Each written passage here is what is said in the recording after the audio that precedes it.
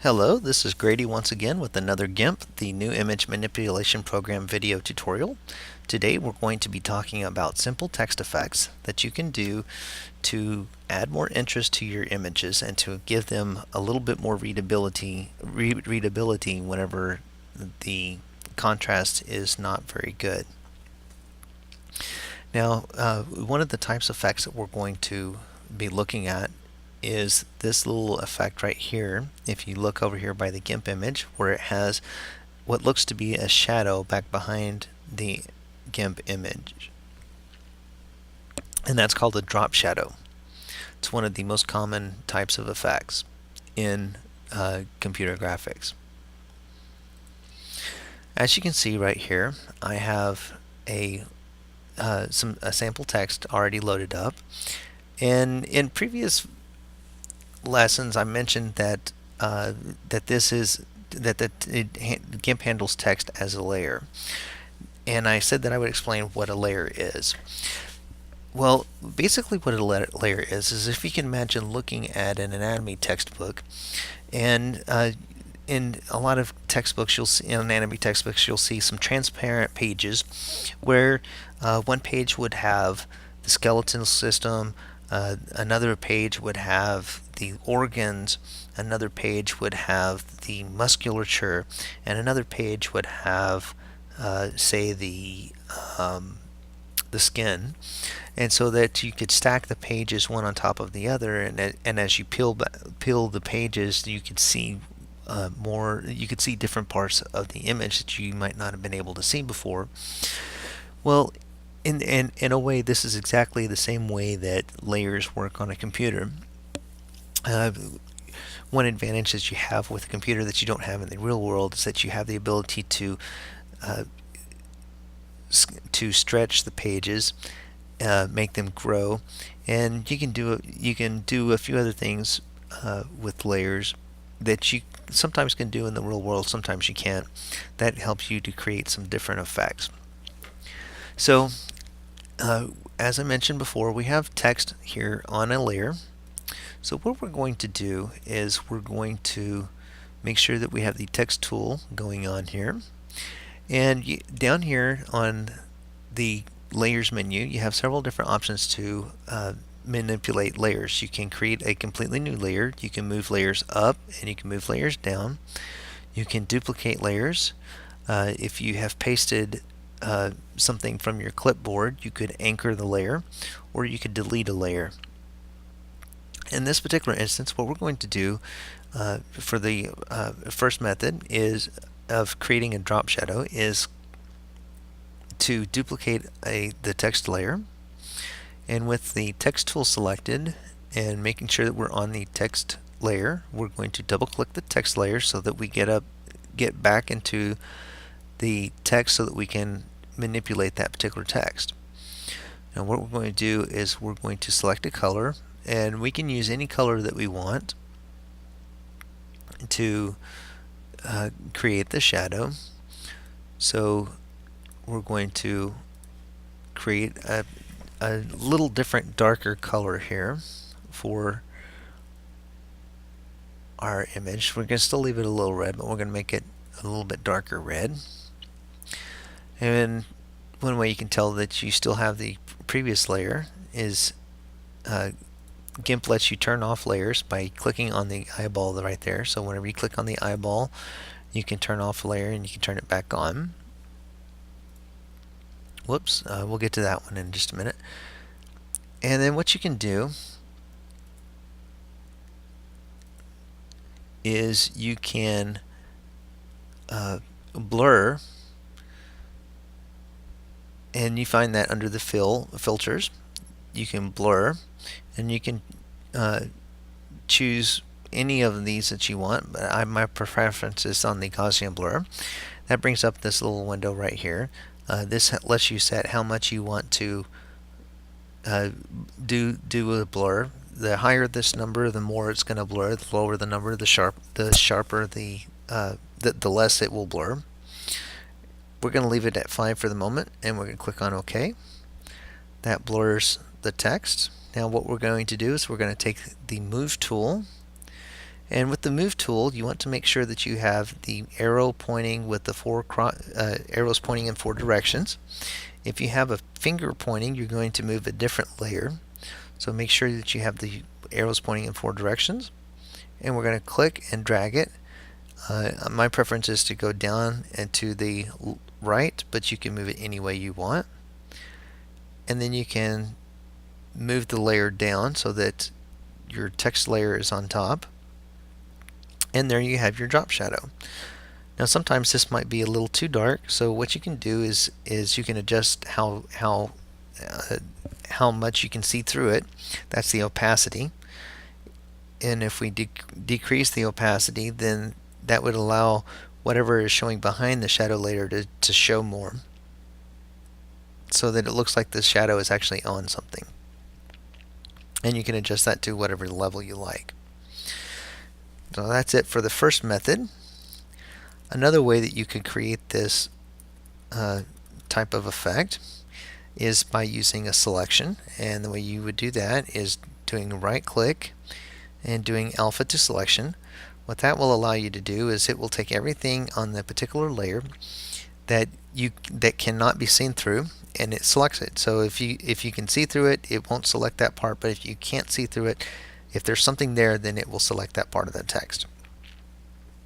So once we have that done, we can create a new layer, and it's helpful as you're creating layers to rename them. So in this case, we're going to name this one shadow. You can adjust the width and height if you want. There's no need to in this particular case. You can change the fill type. In this case, we want the transparent, so we're going to leave it like that, and we can click on OK. Now what we're going to do is we're going to use the bucket fill, and you can picture bucket fill as taking a bucket of paint and throwing it up against the wall. Now we have the affected area set as the whole selection, and so basically that's going to the paint's only going to hit the parts of the wall that we can see, which is what we want in this particular instance. So we're going to click inside of the selection, and it gives us the black text there that we want. Now we want to make sure that we turn off the selection so that whenever we do the blur, it will work. If you leave the selection on, the blur will not work, and you'll have to turn it off and do it again. So let's repeat the blur.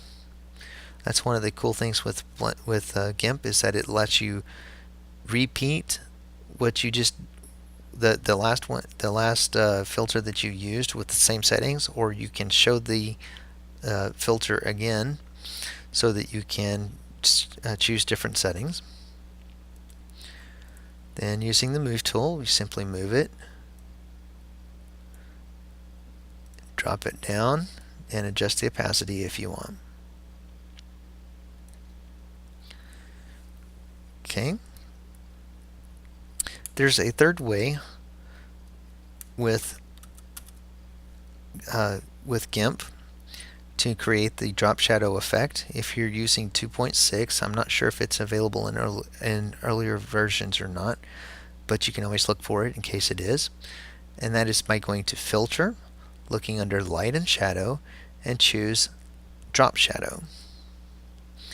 Now this gives you a dialog box. The offset X and Y is how much to the left and to the right, to the left, right for X, and how much up and down for Y that you want to offset your shadow. The blur radius is how much it's going to blur your image. It allows you to select your color, and opacity here is like the opacity on your layers. It lets you adjust it, and you click on OK. Now, one of the cool things about this particular filter is that it does create the drop shadow on its own layer, so that if that's not exactly how you want it to look, you can always adjust it to get it more like the look that you want.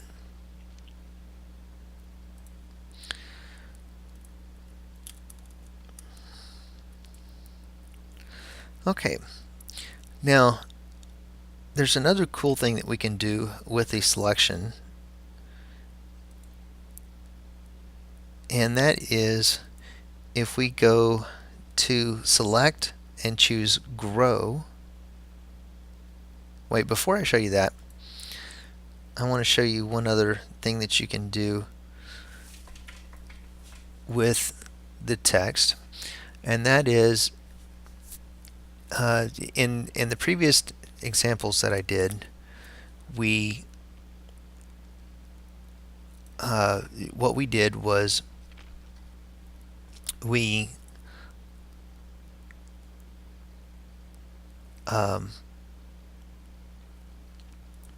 we used an offset for the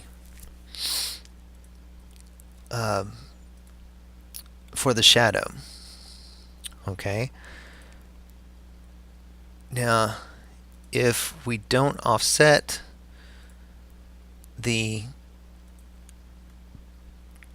shadow whenever we create it, then what you get is a glow effect, similar to this right here. Basically, that's the exact same thing that we've just been doing. The only difference is in this case we did not offset the shadow. So this is a way that you can create a glow effect. In this particular case, I used light text with a dark background, but you can also create the similar effect using dark text with a light background.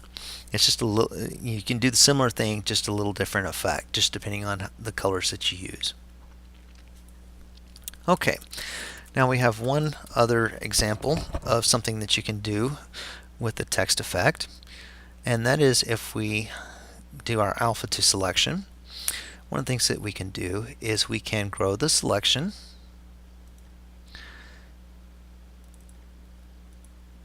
and we'll create our new layer.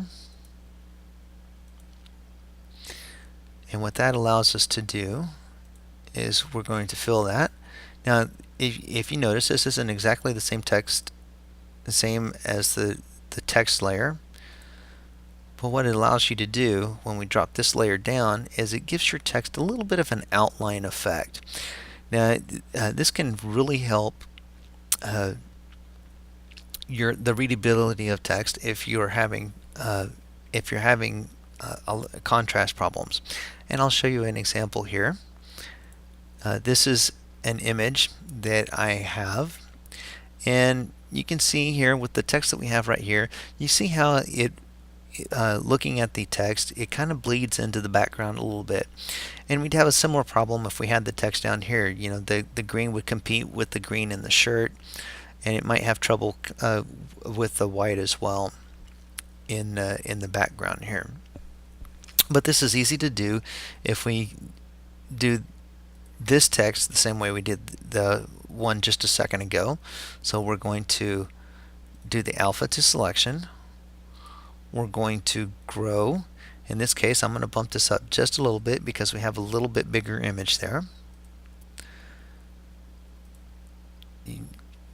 Set your color that you want to fill, and then fill the selection. Turn off your selection and drop, whoops, what I did there I'm just going to undo because I left out the step of creating the new layer so that we have the shadow layer. All I did was hit Control Z to undo, and then we're going to fill and turn off the selection, and drop the selection down, and you see now that text has a bit more contrast. As always, we'd like to invite you to visit my website for more video tutorials, or you can have an image made for you from my site as well. This is Grady saying so long for now.